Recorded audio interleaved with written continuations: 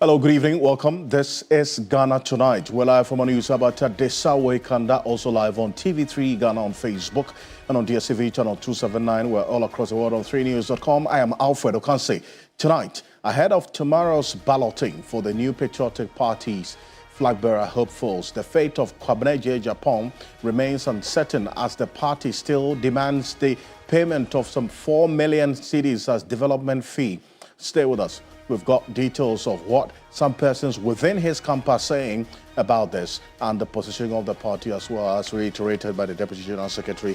Stay with us here on Ghana Tonight. Also, we're back to the Upper West region, where some residents are demanding more answers from the police following the arrest of 2 persons suspected to be behind the serial killings in the area. We have updates, including some legal perspective to the developments for you. Stay with us on Ghana Tonight. Also, allegations of bribery and corruption hit the computerized school placement system.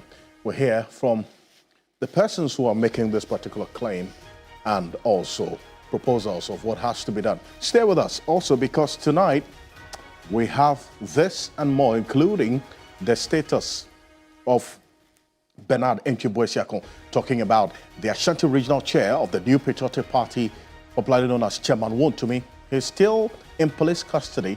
Want to find out whether he's met the bail conditions. Why is he still in police custody? His lawyer is going to be joining us tonight. We'll have a conversation. Stay with us here on Ghana Tonight, as always. And you're an integral part of the conversation. Let's hear from you. The hashtag we're using is Ghana Tonight on Facebook and on X. Let's get talking.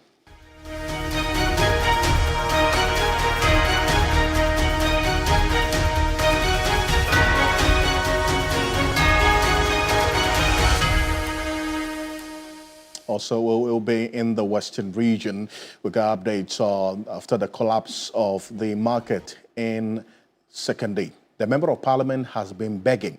He went on his knees begging the President and the Finance Minister to do something about this. Exactly what's going on. Stay with us. But let's settle for Ghana Briefs.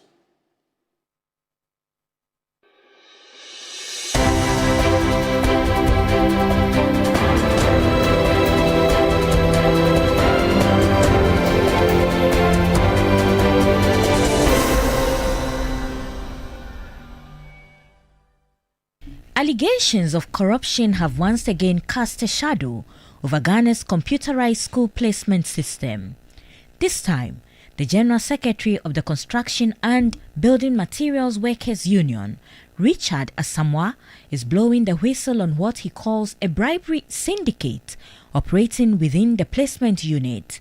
He claims that some of the officers are collecting between 20,000 to 35,000 cedis to repost students to their preferred schools. Meanwhile, the Ministry of Education is set to invite the General Secretary to collaborate with investigations. Paying as huge as 20,000 to 35,000. The masters, they know. If we say we are worshiping God, we believe in God, and we do this to our fellow, it's not the best. The child has qualified all right. He has passed. You want to refuse of the right of the person. It is not good. So I would say that it is time we all sit up. The top hierarchies in the country, we know what is happening. We better come out, because it will not help us. We are selling and degrading our own motherland. And it is going to be worse than even the Galamsey if we don't look at this.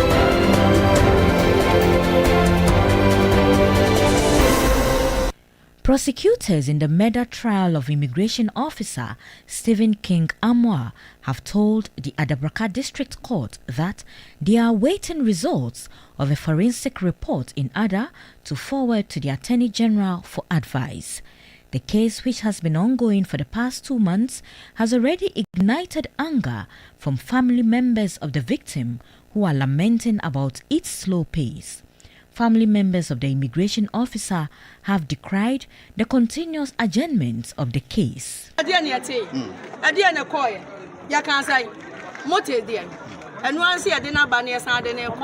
They are always parading him back and forth from the court. What with all the adjournment, if they can't handle the case at the district court, they should take it to the higher court. na busuya ye di akwaniaba ye ne ye de hye afiri mu se ya no ye nya ni akwanya o ba wonu a wadi ye nyambrasam no e wa akwanya ya ye guide no and go push ye pushing kwanya.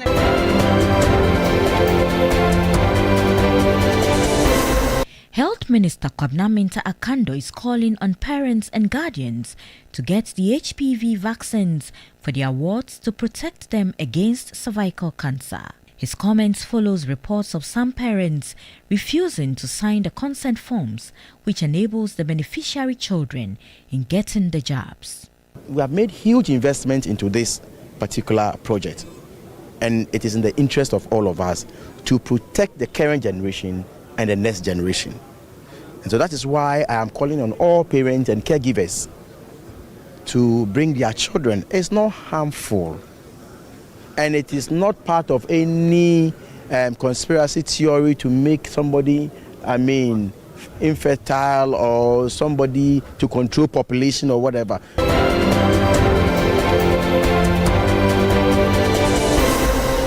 2 weeks after government declared forest reserves and river banks security zones, permanent deployment is yet to begin.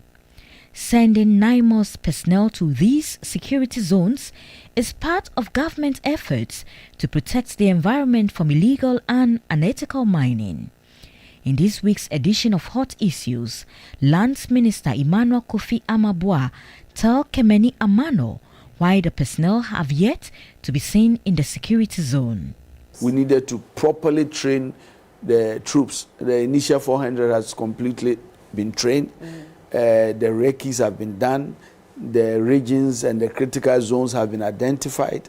And we are now beginning the process to deploy them. Yesterday, we got delivery of a lot of vehicles that they need, motorbikes that they need, all of these places. To basically permit, we have just secured, thanks to the effort, the support of the Ministry of Finance, some tents that will be used. And so we believe that we are going to deploy them permanently, and I think those processes are on course.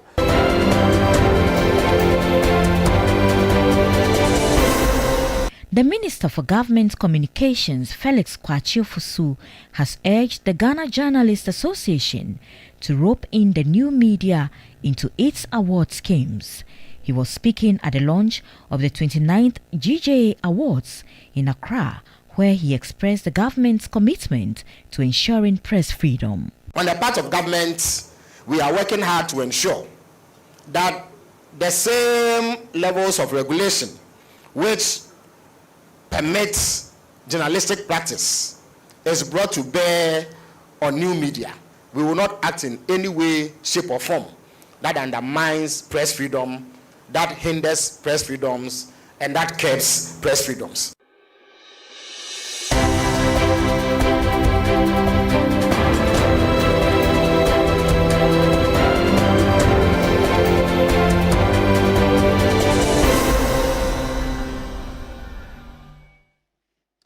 There's more news on 3news.com. Make some time and visit 3news.com. This is Ghana Tonight. We're live on 3FM 92.7, also on TV3 Ghana on Facebook and on DSTV channel 279. We're all across the world on 3news.com.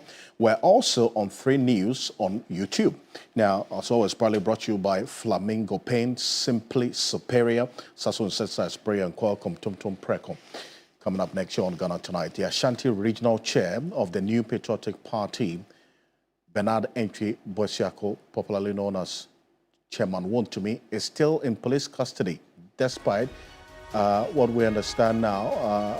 We'll just confirm that shortly if he has indeed met the bail conditions. Well, he's been granted bail, but he's been there for the last couple of days because he was unable to meet the bail conditions. Now, here's what we do know here on Ghana Tonight, and this is one that over the period we have been following quite closely. Chairman Wontumi remains in custody 2 days after the criminal division of the Accra High Court granted him bail in the sum of a total of 25 million cedis. 15 million was in connection with this particular case related to alleged illegal mining activities. The cases involving Akonta Mining Limited, a company linked to him, and alleged mining operations in the Tano Nimri Forest Reserve in the Western North region. He faces multiple charges, including undertaking illegal mining operations and causing unlawful damage to the environment. Later that day, Chairman Wontumi pleaded not guilty to another 7 charges leveled against him and 4 others over alleged illegal mining boy in the Western region. These operations without a license, felling trees and erecting structures within a forest reserve. And that's the development as we do know it. And over the last couple of days, he has been in police custody. Now, let's get on to Zoom right now. The man you're seeing next to Chairman Wontumi in the video we just showed you, that's Andy Apiakubi. He's a former Santia Achim North Member of Parliament. For the purposes of this conversation, he's the lead counsel for Chairman Wontumi. He's joining us on Zoom right now. Honorable Andy Apiakubi, good evening. Thank you for joining us here on Ghana Tonight. First off, let's establish this. Whether Chairman Wontumi, are you able to confirm to us that he's been able to meet the bail conditions, the 25 million cedis, and others that were actually demanded of him, even though he had been granted bail 2 days ago? Has he been able to meet the bail conditions? Oh yeah, we have met all the bail conditions, except transfer of his passport from Yoko to the registry of the court. The officials at Yoko promised to deliver them tomorrow. So tomorrow morning, God willing, we'll be able to secure the release of Chairman Wontumi for him to come home. I see. So, right. So, barring any last-minute developments, you're saying tomorrow you're going to have him released. You've been able to meet all the bail conditions, and you're going through a process. By tomorrow, all things being equal, Chairman Wontumi will be released on bail. Yes, we don't anticipate any further delays. We have met with all the conditions. Once the passport is delivered to the register of the court, we will be sure of his release. But 2 days ago, you had raised issues with the bail conditions, and you said it was punitive, excessive, and was being used as some form of punishment. And why was that exactly? Well, I think that when somebody or accused person has not been found guilty of any offense, he's entitled to his freedom. And that is exactly what the court determined. Nevertheless, the court, in its own wisdom, decided to give these conditions of bail. But the complaint has been that when people are admitted to bail with justification, there is always the possibility of delay in executing the order.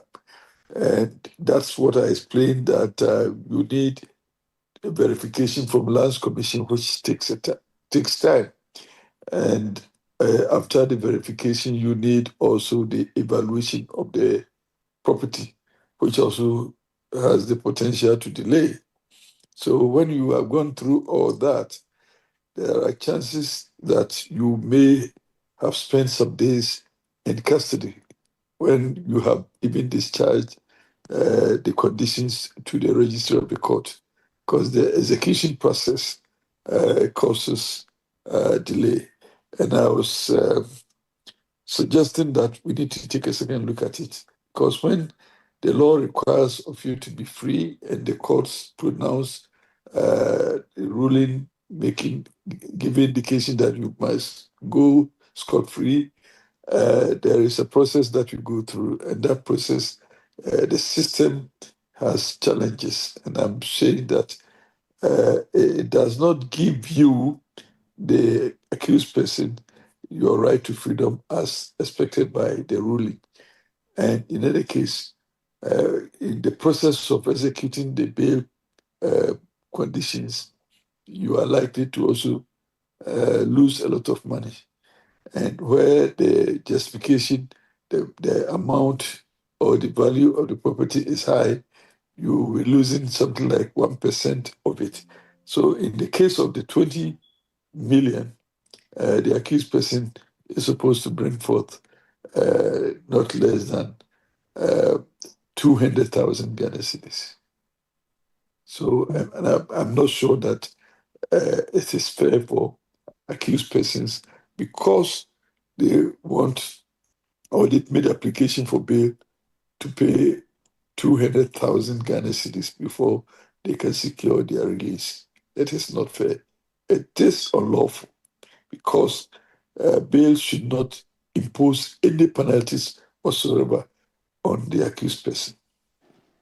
I see, but then again, your concern is with the verification and the evaluation of the property, which you say makes the entire process cumbersome and contributes to the delay, the entire laborious process as you referenced. But was it with the bail condition, as in the 25 million cedis, or the process in itself, as you have just clearly elucidated? And also expensive. Mm-hmm. I'm concerned about the delay. I'm concerned about the cost of securing the bail order. Indeed, if the bail condition include justification of the property and the evaluation of the property, it makes it expensive because when it has been evaluated, statutorily you have to pay 1% on the value of the property. I thank you very much for joining us. Andy Apiakubi is a private legal practitioner, lead counsel for Chairman Wontumi, joining us there on Zoom. He says tomorrow, all things being equal, Chairman Wontumi will be released on bail. They've met the bail conditions. There's a process they have to go through, a verification, evaluation of the property as well. And it's one that we'll be following quite closely. If it so happens, we'll let you know.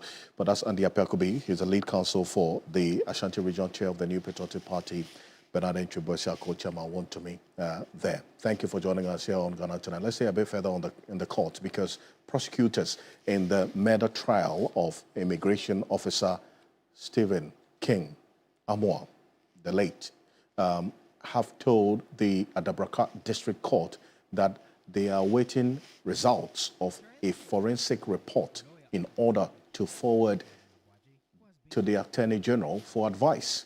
Now, the case, which has been ongoing for the past 2 months, has already ignited anger from family members, and that's the level of anger you see among the family members on the screen there, of the victim, who are lamenting about what they say is a slow pace in the process of this particular trial. And the video that we're showing you captures exactly the anger amongst the family members of the late immigration officer. In fact, on a number of occasions, we've captured them on video attempting to vent their spleen on the suspect and the accused persons and their lawyers. In fact, their lawyers have also been at the receiving end of the anger of the family members, because they say they do not understand why these persons who are accused of murder should have lawyers representing them.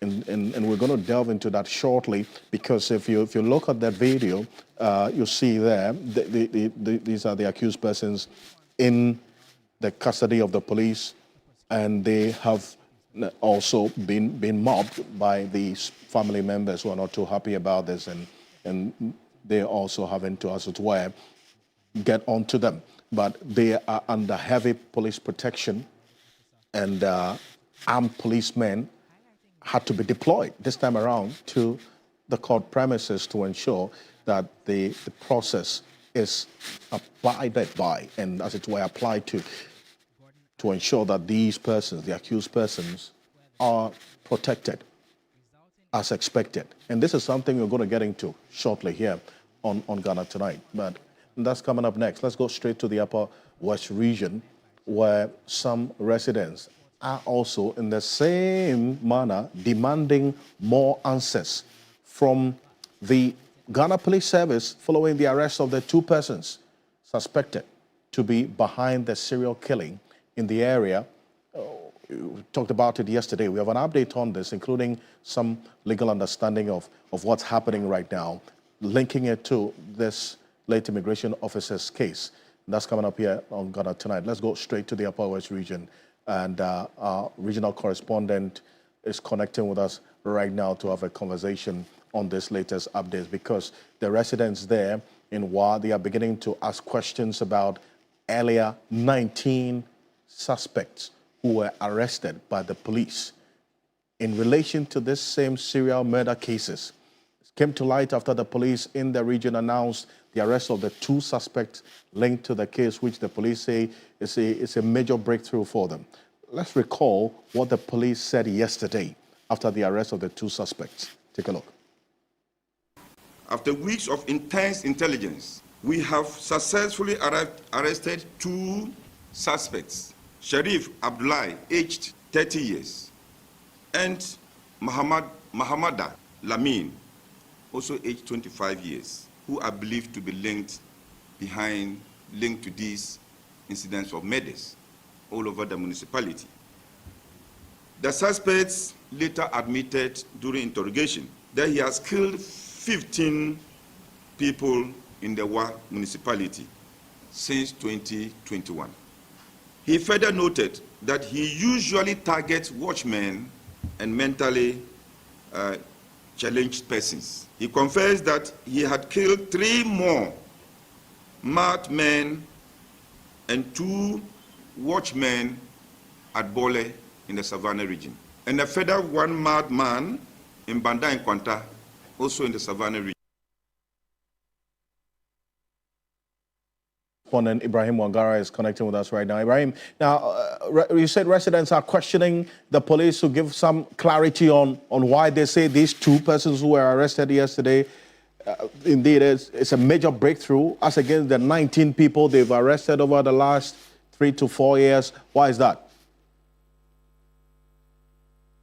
Yes, Alfred, if you look at the scenario or circumstances at which the police made this announcement, specifically the recent 2 arrests, they made it look like this is just the first time they are arresting people regarding the gruesome murders that we recorded in Watan.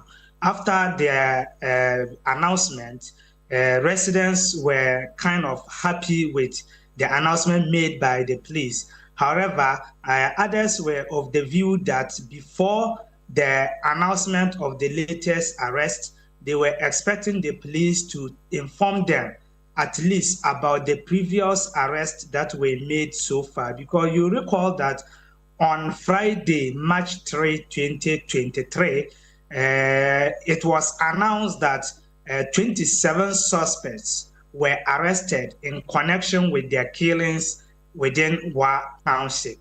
And later on, we were told by the Interior Minister that out of the 27, 8 of them were discharged per Attorney General's advice, remaining 19. So up until now, those 19 individuals or suspects who were earlier arrested are nowhere to be found from the view of the public, because there has not been any information given as to where and how the case prolonged or, moved so far until the recent announcement.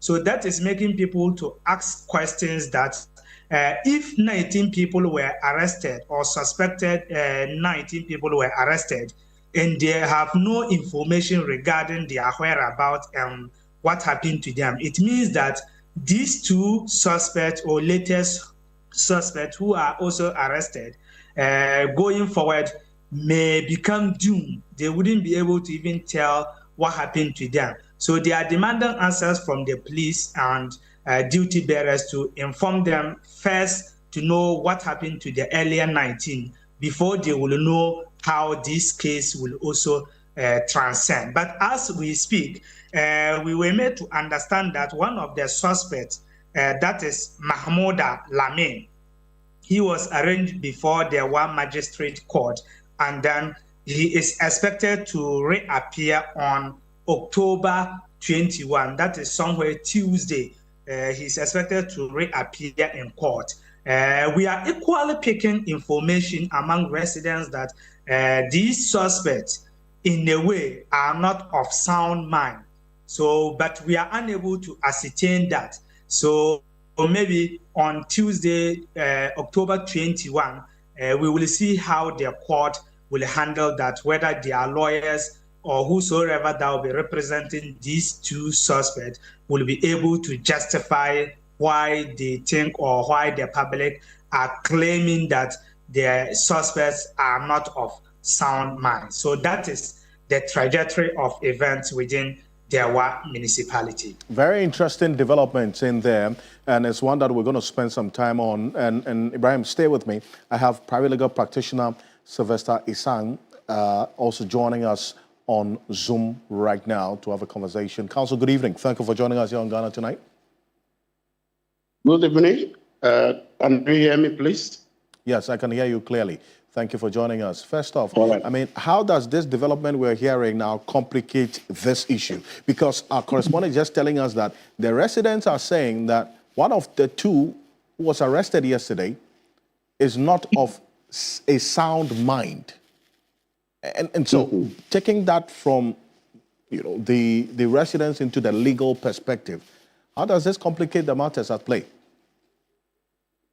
Yes, you see, this, to me, will make the residents feel that the law is so, protective of the suspects. You know, they are not yet before court, so we can only call them suspects.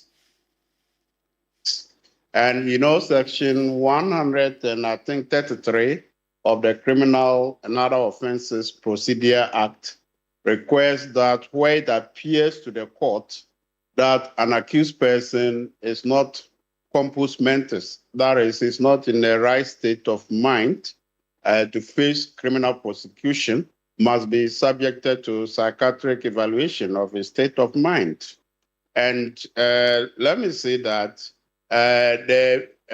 we need to be very careful with the way we call for fast track in criminal trial, particularly in cases of murder. You see, right now, people have started in the one matter lambasting any prospective lawyer who comes forward to represent their suspects because they think one has already confessed. So that is enough. But the law is not like that. You see, how sure is that confession was voluntary? Because we have evidence in which people are claimed to have confessed or admitted crimes or offenses. But when we go into inquiry into such confession statements, it turned out, after all, not to be confession. So I think that if the facts are suggesting that one of the suspects, in fact, the one who allegedly confessed to killings in Wa and in Bole, is a known mad person, as they put it, or they even they nickname him Abodam because his behavior suggests that he's not in the right state of mind.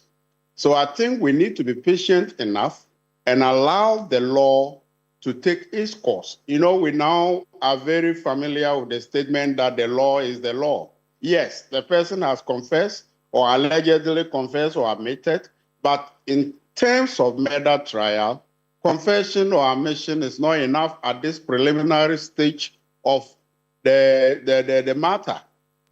And in fact, should we present him before court for trial and he even pleads guilty to the charge of, let's say, murder, the law mandates the court to record or to enter not guilty plea for such an accused person. Because in our criminal jurisprudence, for murder trial, we don't accept, the court is mandated not to accept or record a guilty plea for any accused person, because the law requires that the person is tried by jury. So if they take the plea and the person pleads guilty, no, the judge is mandated to enter not guilty and ask the prosecution to proceed to prove the charge against the accused person. I see. So that plea of guilt must be by the accused person himself. What I mean is that if the accused person even pleads guilty, the guilty plea is not to be accepted or recorded for him. Right. And that is the thing many of us miss.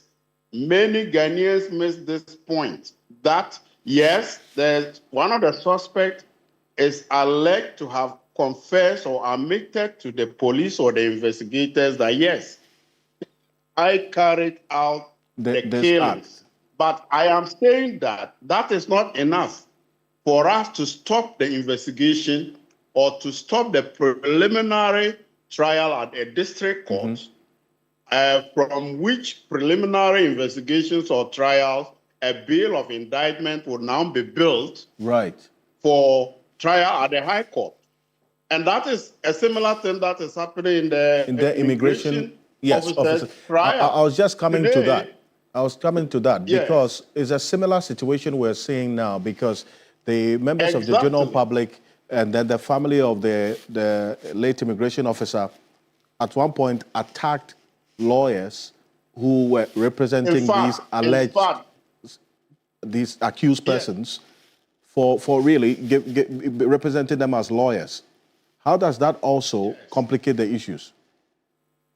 You see, I expect the Ghana Bar Association to condemn in the strongest terms the conduct of the public, the conduct of the family of the late immigration officer. In that, yes, it's painful that you have lost a loved one, you have lost a relative, but the law must take its course. Now today, they have just perpetuated assault and battery against one of the accused persons by forcefully removing his sandals and even threatening to kill him through the sandal that was removed forcefully. You see, now, this actually constitutes contempt of court, because contempt of court can lie where you are interfering with a party in an ongoing matter.